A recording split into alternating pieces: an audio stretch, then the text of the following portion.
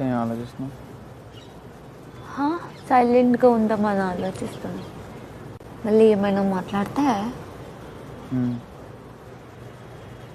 నేను సైలెంట్గా ఉంటా. ఇంకా ఏమైనా మాట్లాడితే నేను మాట్లాడాను. ఇప్పుడు ఏదన్నా ఏమైనా మాట్లాడితే ఏం లేదు. చెప్పు. ఏం లేదు.